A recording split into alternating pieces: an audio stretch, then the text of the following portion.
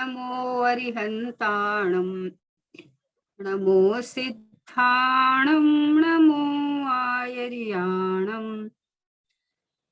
नमो उवज्जायाणं नमो लोये सव्यसाहुणम्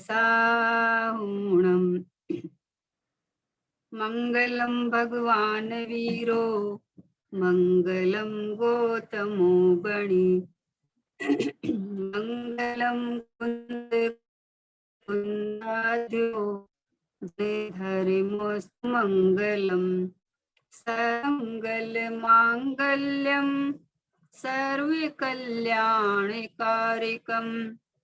प्रधानम सर्वधर्माणां जैनं जयतु शासनम जैनं जयतु शासनम निज स्वरूप को परम रस में भर्यो अपार बंधु परमानंद में समय सारे अविकार समय सारे अविकार।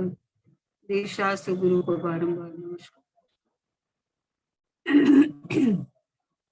महावीर भगवान के शासन काल में आचार्य परंपरा में कुंद आचार्य द्वारा रचित परमागम, पांचों परमागम, उसमें समय सार जी ग्रंथादिराज में जो समय सार का सार शुद्धात्मा दिखाया, उस शुद्धात्मा का सेवन करने की क्या विधि है, वो विधि पूज्य बहन श्री बताते हैं।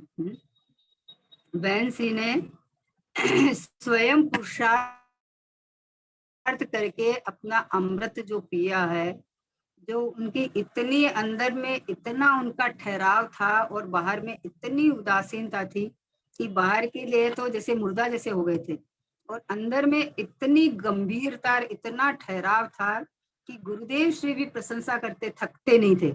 गुरुदेव से भी इतनी प्रशंसा करते थे बहन श्री को कि बहन तो इतनी ऊंडाण में है और इतनी गहराई में है, वैसा उनका पुरुषार्थ था। तो बहन श्री के जो ये वचन निकले हुए हैं बहनों के साथ में जो तत्व चर्चाएं की हुई है, ये वचनामृत का अपन स्वाध्याय कर रहे हैं। उसमें 84 नंबर का कल हुआ था, आज 85 नंबर का देखते हैं कि शुद्ध द्रव्य पर दृष्टि देने से सम्यक दर्शन और सम्यक ज्ञान प्रकट होते हैं। वे न प्रगटे तब तक और बाद में भी देव शास्त्र गुरु की महिमा, स्वाध्याय आदि साधन होते हैं।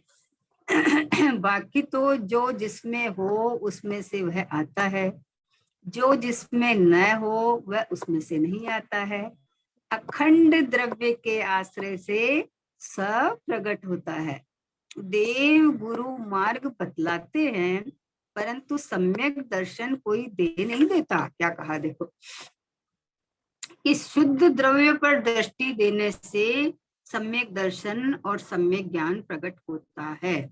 वो जब तक नहीं हो और वो हो जाए उसके बाद में भी देव शास्त्र गुरु की महिमा, स्वाध्याय वो सब होता है, लेकिन उपाय क्या बताया, वो होता है उसको आगे नहीं करने का।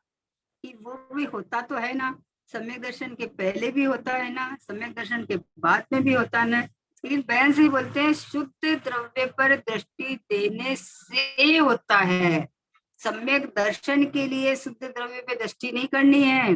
मैं शुद्ध द्रव्य हूँ, मैं भगवान आत्मा हूँ, मैं शुद्धात्मा हूँ, ऐसा जब अपना इस रूप अनुभव करे, इस रूप फीलिंग आवे, तो उस पर्याय का नाम सम्यक दर्शन है।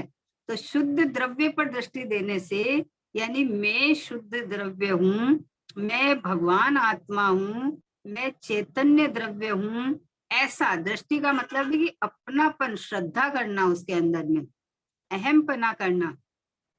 दृष्टि खाली देखने का नाम नहीं है, सामान्य देखने का नाम तो दर्शन है। दृष्टि को कहा श्रद्धा होना उसकी, क्योंकि श्रद्धा का बल इसको हमेशा रहता है। देह को अपना मान रखा है तो देह के प्रति एकत्व बिना सोचे समझे जुड़ता रहता है ना। अपन स्वाध्याय कर रहे हैं और स्वाध्याय करते अचानक कोई पेट में दर्द हो जाए तो उपयोग पेट की तरफ चला जाता है। क्यों चला जाता है? क्योंकि यहाँ एकत्व ममत्व कर रखा है ना, अपनापन कर रखा है, तो सीधा उपयोग उधर जुड़ जाता है। हालांकि ज्ञान में तो पता चलता है, क्योंकि एक क्षेत्र का संबंध है ना, वहीं पे सर्वांग में ज्ञान है और वहीं पे शरीर के पार्ट है ना। तो जब वहां कार्य हुआ तो वहां ज्ञान भी है, तो ज्ञान में जाननपना हुआ। लेकिन कहाँ चला जाता है कि जाननपना का बल आके, जबकि लक्ष्य जाना चाहिए स्वभाव पर। कि जाननपना उस समय में बलवत्ता होता है, जाननपना उस समय में दिखाई देता है, अपने को पता चलता है कि देखो ये हमें पता चल रहा है ना कि अभी कोई फंक्शन हो रहा है। तो पता चलता है, तो उस समय में देखो, वास्तव में देखो तो उस समय में ज्ञान को पकड़ने की एकदम एकदम सही समय होता है वो, कि पता किसकी सत्ता में चल रहा है। अपन आराम से बैठे हैं ना, ज्ञान परिणमन हो रहा है, सब हो रहा है, जान रहे देख रहे, तो इतना लक्ष्य नहीं जाता है। और जब कोई ऐसा घटना घटती है ना, ऐसी मान लो पेट में दर्द हुआ, सर में दर्द हुआ, तो ऐसी घटना घटी, तो तुरंत तुरंत पता चला ना, तो पता किसकी सत्ता में चला? पता तो इस जड़ में तो ज्ञान नहीं है, जड़ में तो संवेदन नहीं है, जड़ को तो पता नहीं है। लेकिन जिसको पता चला, लक्ष्य वहां जाना चाहिए कि देखो पता चलने वाला बैठा हूं ना हाजिर हजूर, तो मेरे तो पेट सर है नहीं, मेरा कुछ दुखने का प्रश्न नहीं है। तो यहाँ पड़ोसी के अंदर कोई कार्य हुआ है, तो वहीं पे मेरी हाजिरी है, तो मुझे खबर पड़ी है, मुझे पता चला है ना। तो इस अब दृष्टि कहाँ जानी चाहिए कि दो द्रव्य है वहां, एक शरीर भी है, मतलब उद्गल भी है, और एक जीव भी है। जीव में जाननपना निरंतर चल रहा है, और शरीर का फंक्शन में परिणमन चल रहा है, स्पर्श रस गंध वर्ण रूप चल ही रहा है। अब इसमें कुछ अलग से कुछ फंक्शन हुआ, तो उसका ज्ञान तो हुआ कि पता तो चला, लेकिन लक्ष्य उधर चला जाता है कि पेट मेरा और मेरा पेट दुख रहा है, तो लक्ष्य उधर चला जाता है। तो पता तो ज्ञान की सत्ता में चला, लेकिन ज्ञान पे लक्ष्य जावे तो उस समय आनंद आ जावे। तो बोले फिर क्या पेट दर्द का पता नहीं चलेगा? कि पता तो ज्ञान में चल रहा है ना, तो चलेगा ना, पता चलने की तो बात ही है, चल रहा है। लेकिन जो दुख होता है ना, संवेदन जो करता है ना कि मेरा पेट दुख रहा है, भयंकर दुख रहा है, अब क्या करूंगा, वो नहीं होगा। पता चलेगा कि हो रहा है, विकल्प भी आएगा, जो भी आएगा, लेकिन मेरी ज्ञान सचेत है ना, ये जागृत है ना, इससे पता चला है ना, तो सीधा लक्ष्य यहाँ आना चाहिए। जबकि उपयोग उधर जुड़ता है, उपयोग उधर जुड़ के ऐसा बोलता है कि अरे देखो अत्ता आराम से थे, अचानक पेट में दर्द शुरू हो गया। अचानक पेट में दर्द शुरू हुआ, इसका ज्ञान किसको हुआ? जिसको ज्ञान हुआ उसमें अचानक कुछ नहीं होता है, वहां तो जाननपना निरंतर चल ही रहा था।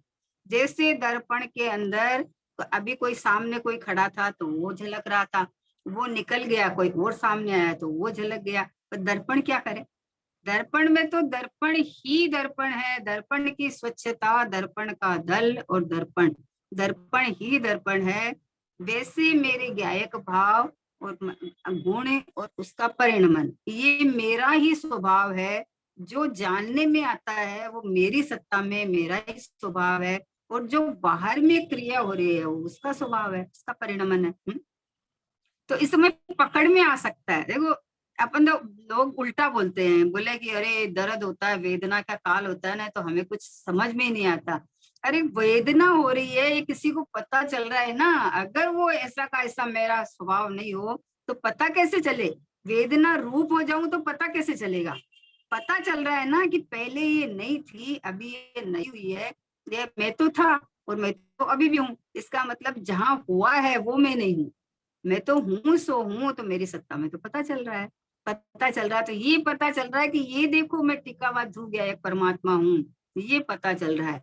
तो इसलिए कि शुद्ध द्रव्यों पर दृष्टि होने देने से, ये मार्मिक बात है कि अपन मतलब ऐसा खेल के अंदर उड़ा देते हैं ना कि शुद्ध द्रव्य पे दृष्टि देने से तो वो तो शुद्ध द्रव्य में हुई। अरे तुझे पता चला ना, खबर पड़ी ना, जैसे ही खबर पड़ी तो पता चला कि ओ हो, ये ज्ञान की चमक दिखी है, ये दर्द नहीं, शरीर नहीं, पेट नहीं, मुझे जहां पता चला है वो मेरी ज्ञान की चमक है। तो लक्ष्यगत इधर हो जाना चाहिए, बस लक्ष्य इधर होना चाहिए। लक्ष्य उधर रखे, सुना हुआ पड़ा हुआ क्षयोपशम में हो और फिर अपन बोले, वो अलग चीज है। और जो उसी समय में ख्याल में जहां से आ रहा है वो तो ये राम है। ये ऐसा प्रयोग अपने सारे किए ना, मुनिराजों ने किए ना। किसी को घाणी में पेल दिया है ना, किसी के माथे पे सिगड़ी रख दी, किसी को लोहे के गरम गरम आभूषण पहना दिए।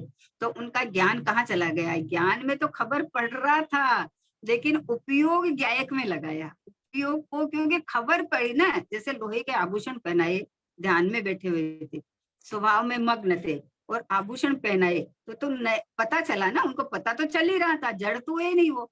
पता चला तो उनका लक्ष्य जोर से जोरदार अंदर में स्वभाव में चला गया।